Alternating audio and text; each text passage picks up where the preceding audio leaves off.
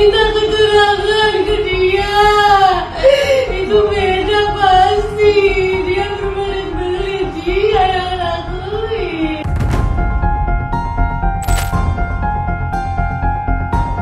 Kasus pembunuhan Vina dan Eki di Cirebon di tahun 2016 silam memasuki babak baru. Masyarakat menjadi makin penasaran setelah Peggy Setiawan alias Peggy Perong, salah satu daftar pencarian orang atau DPO dalam kasus pembunuhan itu, akhirnya ditangkap pada 21 Mei lalu. Polisi menggeledah rumah milik Peggy di Desa Kepongpongan, Kecamatan Talun, Kabupaten Cirebon, Jawa Barat. Sejumlah dokumen pun disita sebagai barang bukti yang bisa memperkuat pemeriksaan Peggy Perong. Direktur Reserse Kriminal Umum Polda Jawa Barat, Kombes Pol Surawan mengungkapkan sulitnya melacak Peggy Perong karena selama 8 tahun ia kabur dan mengganti nama menjadi Robi. Dan selama pelariannya itu, Peggy Perong bersembunyi di Bandung. Pasca kejadian, PS ini kemudian meninggalkan kampung halamannya. Dia pergi ke Katapang sebagaimana tadi dijelaskan oleh Pak Kabid Humas. Di sana dia tinggal satu kos bersama ayah kandung dan ibu tirinya. Namun PS tidak mengenalkan diri sebagai anak kandung daripada ayahnya. Di sana dia mengaku sebagai keponakan, demikian juga bapaknya mengenalkan kepada pemilik kos bahwa PS adalah keponakannya. Hal ini dikuatkan dengan keterangan pemilik kos yang sudah kita minta keterangan. Demikian juga nama sudah diganti, bukan lagi PS tetapi menggunakan nama Robi. Yang kedua, kenapa kita sulit untuk menemukan ini, bahwa tidak ada satupun pelaku lain yang berani menerangkan bahwa PS itu ini orangnya. Padahal mereka tinggal di satu lingkungan, bahkan ada teman sekolah ataupun teman bermain. Polisi membeberkan peran tersangka Peggy Perong yang disebut menjadi dalang kasus pembunuhan Vina dan Eki. Peran PS alias Perong alias Robi Irawan berdasarkan keterangan dari saksi, yaitu menyuruh dan mengejar korban Rizky dan korban Vina dengan menggunakan sepeda motor Honda Beat warna orange. Selanjutnya memukul korban Rizky dan korban Vina menggunakan balok kayu. Kemudian membonceng korban Rizky dan korban Vina menuju TKP bersama dengan saksi. Memukul korban Rizky menggunakan balok kayu, lalu memperkosa korban Vina dan membunuh korban Vina dengan cara dipukul menggunakan balok kayu. Kemudian membawa korban Rizky dan korban Vina menuju flyover. Ada yang mengejutkan dari pernyataan polisi, yakni tentang DPO kasus pembunuhan Vina yang kini dinyatakan hanya satu orang, yaitu Peggy Setiawan alias Perong. Dua nama DPO yang sempat disebutkan sebelumnya, yakni Dani dan Andi, dinyatakan tidak ada. Artinya, pelaku kasus pembunuhan Vina dan Eki berjumlah 9 orang. Jadi perlu saya tegaskan di sini rekan-rekan bahwa tersangka semua bukan 11 tapi 9. Sehingga DPO hanya 1. Untuk itulah kami selama ini meyakinkan bahwa 5 keterangan berbeda dari tersangka itu ada yang menerangkan 3. Ada lagi menerangkan 3 dengan nama berbeda. Ada yang menerangkan 5, ada yang menerangkan 1. Setelah kami melakukan penyidikan lebih mendalam, ternyata 2 nama yang disebutkan selama ini itu hanya asal sebut. Jadi tidak ada tersangka lain. Namun apabila nanti di kemudian hari muncul tersangka lagi, ya kami akan periksa. Tetapi sejauh ini fakta di dalam penyidikan kami, tersangka atau DPO adalah 1, bukan 3. Jadi semua tersangka jumlahnya 9. Bukan 11. 8 melakukan persetubuhan, yang 1 tidak. Korban Peggy Perong pun bereaksi. Ia tampak berkali-kali menggelengkan kepala saat polisi membeberkan perannya dalam pembunuhan keji itu. menggunakan balok kayu, lalu memperkosa korban Vina dan membunuh korban Vina. Pengungkapan kasus pembunuhan Vina dinilai sebagian pihak masih menyisakan sederet kejanggalan. Dimulai sulitnya menangkap 3 orang DPO hingga memakan waktu 8 tahun. Dan kini DPO yang semula 3 orang mengerucut hanya kepada 1 orang, yaitu Peggy Setiawan alias Peggy Peron. Kuasa hukum keluarga Vina, Hotman Paris Hutapea, mengungkapkan keraguannya terhadap penetapan Peggy Peron sebagai tersangka pembunuhan Vina dan Eki. Ia menyebut bukti-bukti hukum belum kuat, sehingga muncul tanya, benarkah Peggy Peron terlibat pembunuhan Vina 2016 silam? Hanya berpendapat masih meragukan apakah Peggy itu pelaku DPO yang tertangkap. Kita tidak mengatakan 100% bukan, masih meragukan. Karena 5 dari terpidana mengatakan bukan Peggy pelakunya. Jadi mau apa lagi? Hanya 1 yang menyatakan. Di dalam hukum, apabila ada hal-hal yang tidak jelas, apabila ada kekaburan, apabila ada ketidakjelasan, dalam prinsip hukum adalah harus dibebaskan orang yang belum pasti bersalah. Kuasa hukum Vina juga keberatan dengan dicoretnya nama 2 DPO lainnya. Pasalnya, dalam berkas perkara pembunuhan Vina, ada nama 2 DPO yang kini dinyatakan fiktif itu. Peran 2 DPO itu pun tertuang secara jelas sesuai dengan kesaksian para pelaku yang telah dipidana lebih dahulu.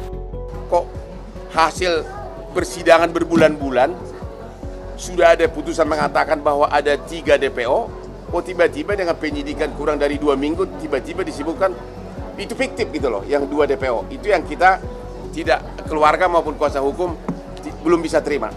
Dan yang 2 fiktif ini semua berkas-berkas perkara menyatakan mereka ada, cara memerkosanya ada, motornya ada, cara mukulnya diuraikan di sini. Ya, masalahnya dan juga si pelaku ini, si 8 terpidana ini tidak pernah mengalihkan tanggung jawab kepada 3 DPO. Biasanya kan orang mengatakan mengalihkan tanggung jawab, dia pelakunya bukan aku. Kalau mereka mengatakan kami lakukan perbuatan itu bersama-sama. Jadi ini perbuatan tidak pidana secara bersama-sama. Setelah penetapan Peggy sebagai satu-satunya tersangka terakhir, akankah muncul fakta-fakta baru lagi? Saya tidak pernah melakukan itu, Pak. Saya bukan otak. Saya bukan otak pembunuhan. Agar tertib, Saya rela mati.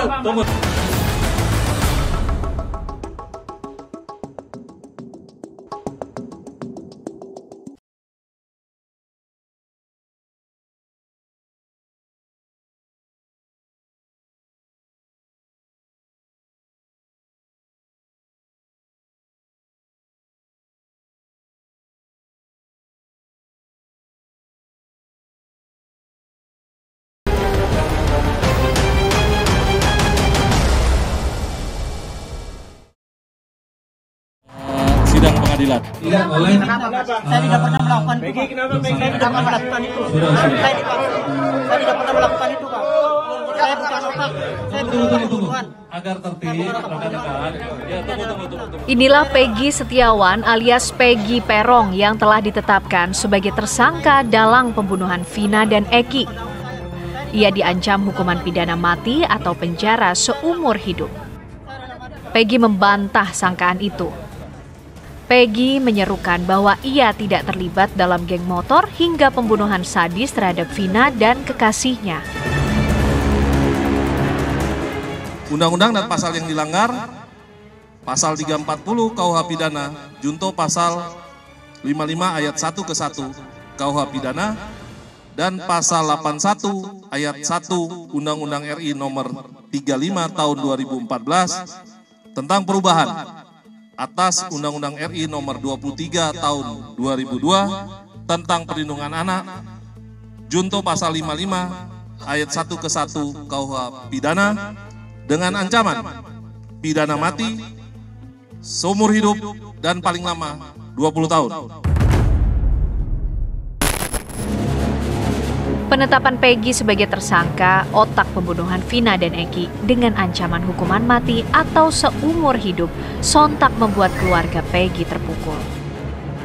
Dengan terseduh, ibunda Peggy mengatakan akan terus membela anaknya yang diyakininya tak bersalah. Saya terima karena anak saya tidak bersalah sama sekali.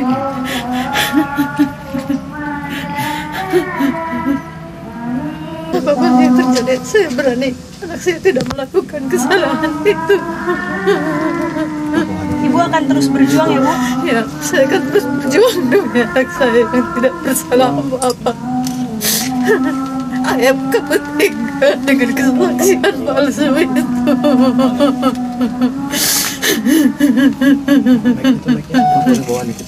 Ada yang ingin disampaikan untuk pihak polisian, Bu? Tolong, Pak. Anak saya tidak salah apa-apa dalam kasus ini. Kenapa anak saya jadi tersangka? Sebelumnya, ibunda Peggy Peron juga telah membeberkan tentang ciri-ciri anaknya yang menurutnya jauh berbeda dengan ciri daftar pencarian orang (DPO) yang dirilis polisi. Berdasarkan ciri fisik yang disebar oleh polisi, Peggy Peron yang jadi DPO itu berperawakan kecil dengan tinggi 160 cm, kulitnya hitam, dan rambutnya keriting. Dengan DPO beda jelas, jauh bedanya. Anak saya rambut tidak keriting, lurus. Terus nama pun beda. Nama anak saya Peggy Setiawan, sedangkan Egi itu namanya Egi. Alamat saya di Kepompongan, Blok Simaja, sedangkan Egi di Banjar, Wangunan. Itu yang jauh berbeda. Harapan dari keluarga sendiri seperti apa? Harapan dari saya mohon ke semua pemirsa yang mendengar dan melihat hari ini, saya mohon tunjukkan jalan kebenaran bagi anak saya. Saya ingin bebas anak saya dari semua tuduhan ini, karena anak saya tidak melakukan hal yang sekeji itu.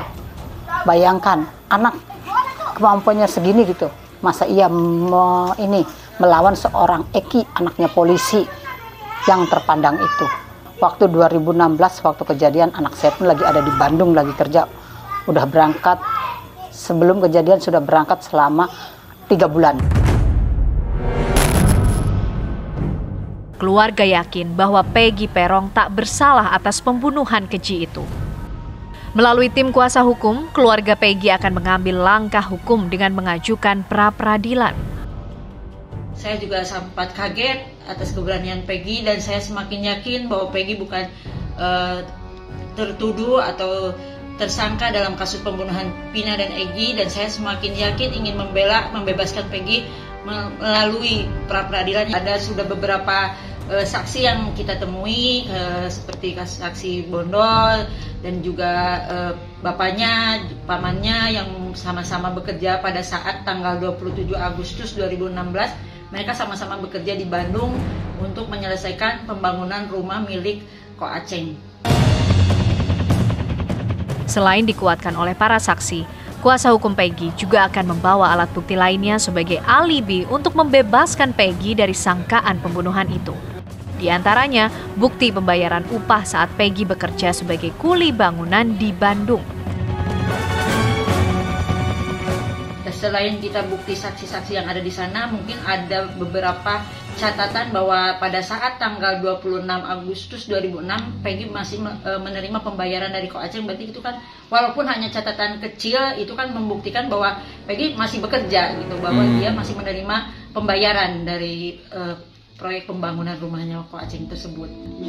Jadi si Suharso ini memastikan bahwa Peggy ada di Bandung pada malam itu. Betul, Bondol itu memastikan betul Peggy itu ada di Bandung, tapi kan tidak mungkin saya pamit, saya pergi, Peggy masih ada di Bandung. Masa tiba-tiba ada terjadi pembunuhan atas nama Peggy? Karena memang sebenarnya waktu 2016 itu yang disebut-sebut bukan Peggy tapi Egi, makanya. Lalu, bagaimana Polda Jawa Barat menghadapi pra-peradilan yang akan ditempuh pihak Peggy Setiawan atau Peggy Peron? Manakala akan ada pra-peradilan itu adalah hak daripada tersangka. Dipersilakan saja untuk melakukan pra-peradilan, nanti kami akan hadapi pra-peradilan itu. Satu upaya dari pihak keluarga mungkin untuk menyembunyikan keberadaan daripada PS ini dengan mengelabui lingkungan bahwa nama PS bukan lagi PS tapi Robi, panggilannya Robi. Itu dikuatkan dengan keterangan dari pemilik kos. Bantahan dan perlawanan Peggy Peron bersama keluarganya membuat kasus pembunuhan ini bergulir kian panjang. Akankah Peggy bisa lepas dari jerat sangkaan pembunuhan dengan ancaman hukuman pidana terberat itu? Yang kerasukannya semua benar. Semua sebelumnya sering kesurupan kayak gitu, Mbak? Iya. Sering. Betul, iya.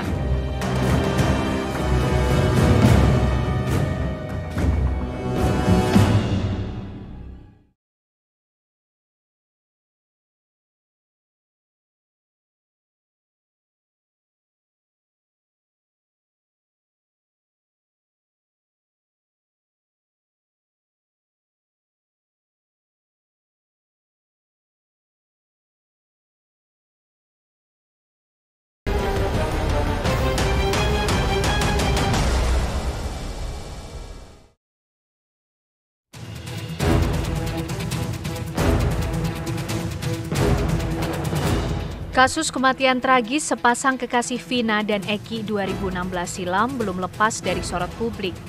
Keluarga korban pun merasa masih ada keadilan yang belum tegak.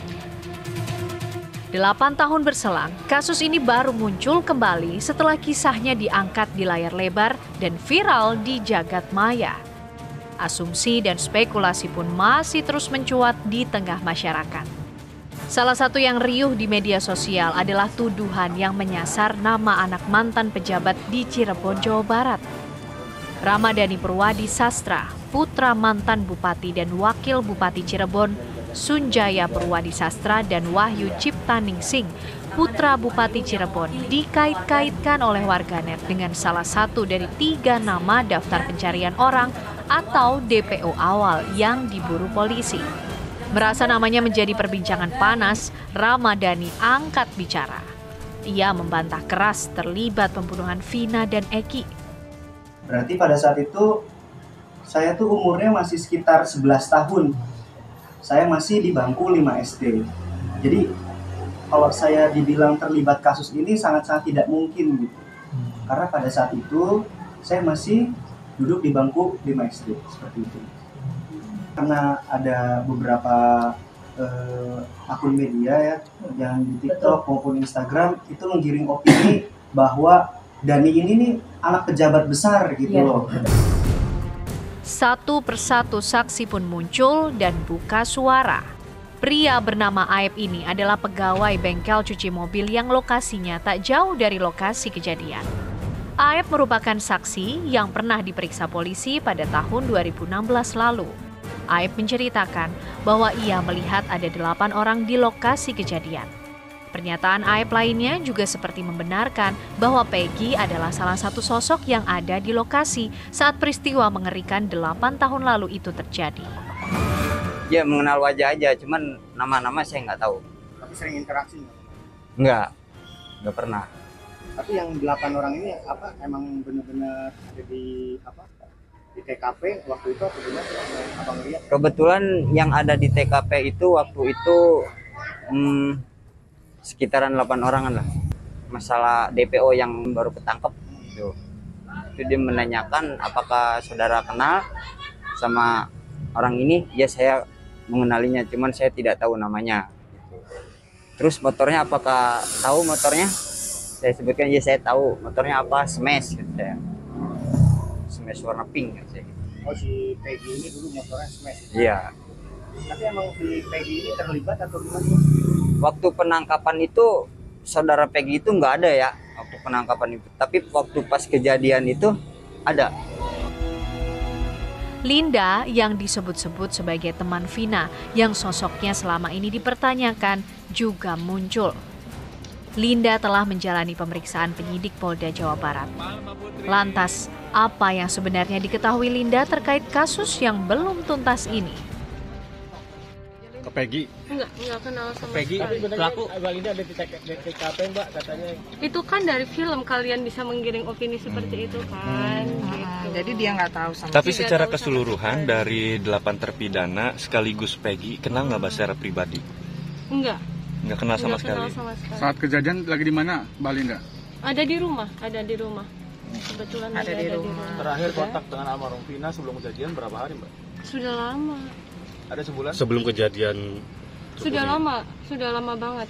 Lebih dari 6 bulan mungkin. Berapa? Udah lama. Udah lebih dari 6 bulan karena si Linda udah putus sama anak ekstisi, jadi udah nggak pernah ketemu lagi gitu.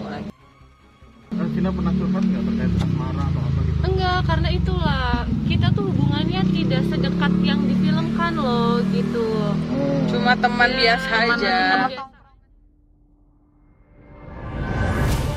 Meski mengaku bukan sebagai teman dekat Vina seperti yang digambarkan di layar lebar, namun Linda tak membantah soal kabar dirinya yang mengalami kesurupan.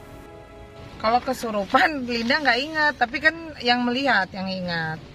Ya kalau kesurupan sih kalian tinggal tanggapin sendiri aja. Kesurupan kan dimasukin dalam film itu, apa merasa dirugikan atau seperti apa, Mbak? Siapa tuh? Mbak Linda. Enggak sih ya. Linda nggak merasa kerugian karena menurut Linda mudah-mudahan itu jadi petunjuk kan saat itu. Berarti benar ya yang di film itu? Apa ya? Kerasukannya benar. Semuanya sering kesurupan kayak gitu, Mbak? Iya. Sering? Betul, iya. Punya Indiko, Pak? Bukan. Iya, ada indra keenam. Indra keenam ya. Okay. Berarti kesurupan tuh tidak disengaja, Mbak? Atau? Tidak disengaja. Kesurupan Vina itu bukan pertama kali saya kesurupan. Berapa kali, Mbak? Sering. Dari kecil itu saya memang punya yang nggak tahu ya apa namanya. Iya, begitu. Ya, nama Linda ikut menjadi buah bibir ketika kasus kematian Vina dan kekasihnya Eki mencuat. Linda dikabarkan mengalami kesurupan arwah Vina. Bahkan salah satu kejadian saat Linda kesurupan diunggah di akun media sosial pengacara Hotman Paris Hutapea. Oh, yang jejak backpacker itu ya? Yang ngasih suara yang jejak backpacker mel-mel itu. Namanya bukan mel-mel. Apa namanya? Nggak tahu, tapi itu. Vina kan yang kena. Keterangan yang bisa jadi penting juga datang dari 3 teman tersangka Peggy, sesama kuli bangunan.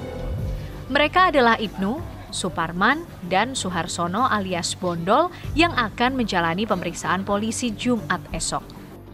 Ketiganya mengungkap keberadaan Peggy saat peristiwa pembunuhan 27 Agustus 2016 silam. Sekian yang saya ketahui kalau Peggy ada di Bandung. Sama 3 orang ini ya? Iya. Saat itu ada berapa orang sih bersama Peggy waktu tanggal 27 malam itu? Di sana ya? Itu ada berapa ya? Saya lupa sih. Yang ikut nganter Mas Bondol. Oh, 3. Tapi di Bedeng ada lagi? Ada lagi. Siapa aja 3 orang itu, Pak? Oh, yang nganter saya? Iya. Itu Robi, Peggy, sama Ibnu. Dari suara-suara para saksi itulah diharapkan bisa membuka kotak Pandora pembunuhan sejoli Vina dan Eki yang seolah terkunci selama 8 tahun ini.